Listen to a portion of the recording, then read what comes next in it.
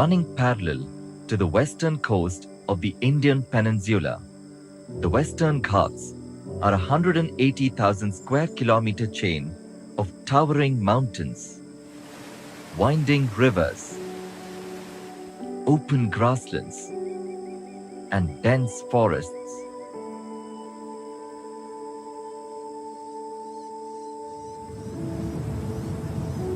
The Ghats are one of the most biodiverse places in the world.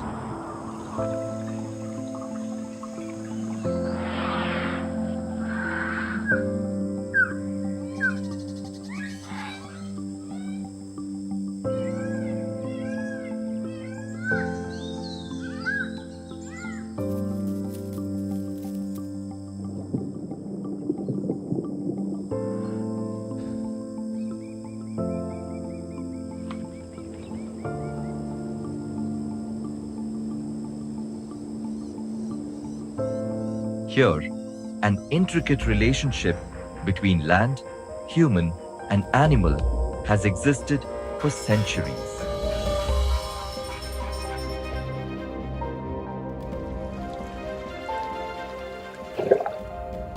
Competition for resources is on the rise, fueled by the exponential growth of population in the region. This has led to the destruction of several important habitats, upsetting the delicate ecological balance that has existed for millennia.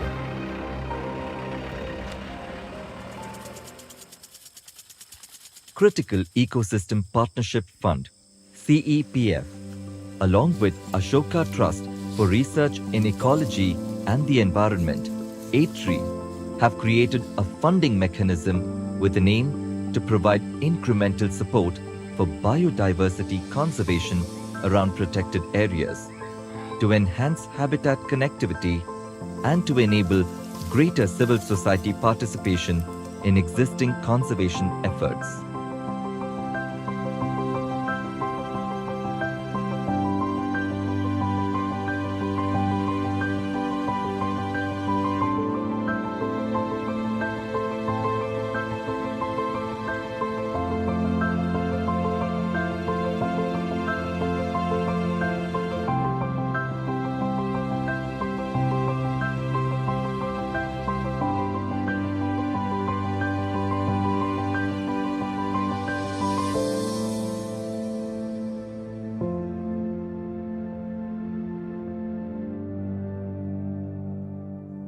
ATRE was founded by biologist Dr. Kamaljeet Bawa with the mission to promote socially just environmental conservation and sustainable development through research, policy analysis, and education. Conservation is a complex problem. We were interested in not only the ecological dimensions of decline in biodiversity, but also the political dimensions, social dimensions, economic dimensions. So we felt that an interdisciplinary approach is needed to the issue of biodiversity conservation. Since its inception, ATRE provided a platform for various players to work under one roof towards strengthening the conservation of the Western Ghats. And in association with the CEPF made possible new partnerships and conservation solutions. Biodiversity was under siege, is still under siege, and governments were only responsible for taking action to conserve biodiversity. A lot of funding was going to governments, and we decided that it would be good to provide a means for civil society to really intervene at a very high level to conserve biodiversity worldwide. CPF was created 15 years ago to really create a cadre of people who could respond to biodiversity conservation from within the civil society. If you look at the scale of the challenge, the kind of professional conservationists are very few and the problem is very large. So actually the only way conservation and, or we can say the sustainable management of natural systems can be achieved at that scale is that we empower and we involve the local people who are living in and around those systems. Creation of forest reserves had the unintended consequence of disrupting the livelihoods of forest-dwelling tribes who depend on forest produce for survival. The Indian government itself admitted into the Supreme Court that a historical injustice happened to the community, all of indigenous community, all over India, without setting their right on land and resources. And it is there in the preamble of the Forest Right Act.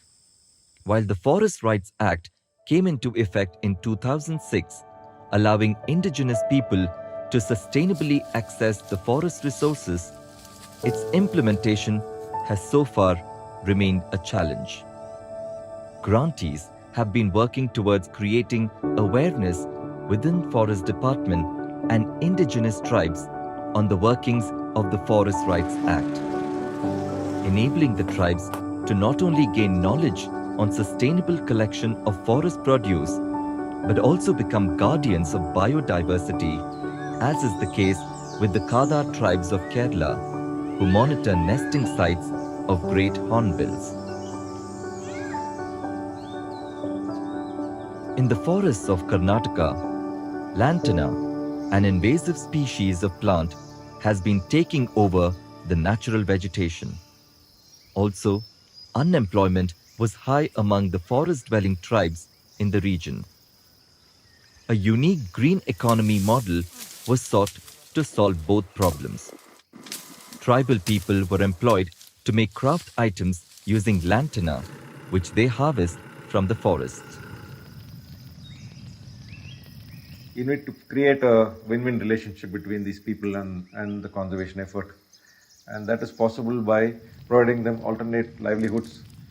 And over a period of time, there is a possibility that this will evolve into a stronger relationship where they also start to demonstrate stewardship towards the forest.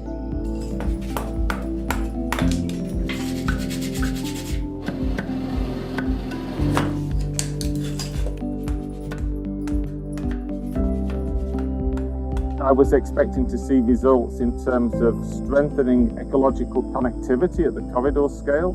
Actually, where the civil society groups that we've been working with have got a real added value is that they can work outside of the protected areas. They can engage a range of different stakeholders and they can deliver conservation that complements the work Forest Department might be doing within the protected areas. Fragmentation of forests due to roads and agriculture are adversely affecting arboreal endemic species such as the lion-tailed macaques, which are being confined to smaller patches of forests.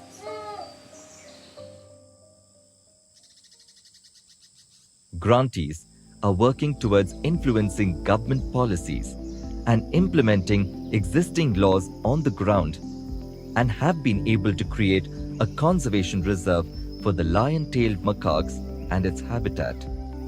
All too often we see the management regime within protected areas being focusing on a handful of species, typically tiger, elephant, maybe in some cases gaur. So at the end of the day, lesser known taxa are critically important because they are the pieces of the ecosystems that underpin life, that underpin all social and economic development. Known for their scavenging habits and performing the essential function of cleaning up the ecosystem, vultures have faced a rapid decline in numbers. Diclofenac, a banned drug used for treating cattle illnesses, would instantly kill any vulture feeding on these cattle carcass. Lack of awareness meant that the drug continued to be freely sold by pharmacists to cattle owners. Grantees have successfully educated all stakeholders involved about the existence of the ban and the fatal effects of the drug on vultures. This has led to a rise in vulture numbers across the landscape. One of the things we've tried to do is raise awareness and raise understanding of the status and the needs and the values of a whole range of other taxa. We focused a lot on freshwater taxa, recognizing the fact that freshwater systems are the most fundamental underpinning of the lives of people in Peninsular India. To build on the existing research and conservation efforts that have been done in the Ghats. An information repository was required. We thought it was necessary for all this information to be available and accessible to a whole variety of people. So we thought, as a part of the Western Ghats focused investments that were being made by the Critical Ecosystems Partnership Fund, that information should be easily and openly accessible to everybody for future generations.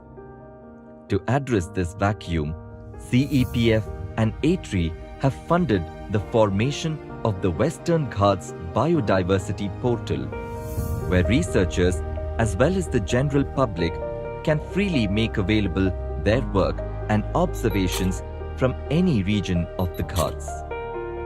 This portal also allows various groups to access and utilize data for future conservation efforts in the region. In the Western Ghats, A-Tree and CEPF recognize the important role that people have as custodians of critical ecosystems and the services they provide. To sustain these efforts, local actors will need to continue mobilizing resources, involving diverse stakeholders and testing innovative solutions to conservation challenges. CPF is a unique funding mechanism that allows to bring funding to the field, to communities, to individuals, to small NGO or bigger NGO, in order to have a very specific action on the ground. So I think that it's highly complementary to what others are doing, on a bigger scale. And CPF plays a role of a catalyst. It's very often, the beginning of the conservation story in a hotspot. The number of organizations we were dealing with increased tremendously. Certainly our interactions with the civil society has been enriched greatly by our experience with the CEPF, and also the range of issues that we can address has also increased quite a bit. And I think these things can be applied to other parts of the country.